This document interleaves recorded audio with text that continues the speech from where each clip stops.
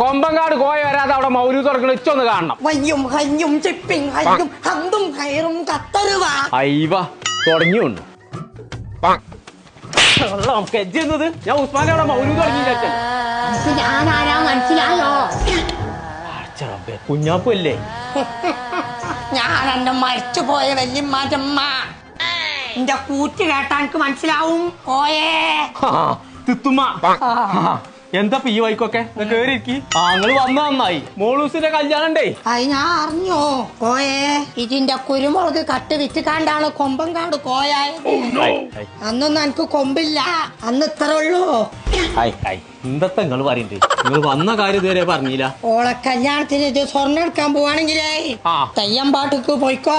തങ്ങൾ പറയണ്ടേ ഈ നേരം വിളിച്ച് തെയ്യം കളിച്ചാൻ പോവാ? തെയ്യം കളിച്ചാലല്ല, തെയ്യം പാട്ട് ജ്വല്ലറിക്ക് പോയിക്കോ.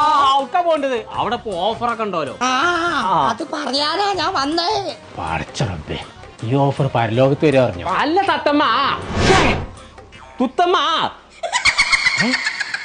പടച്ചറബേ, ഒരു ചാടിച്ചാനും കൂടി നിൽക്കാതെ പോയോ?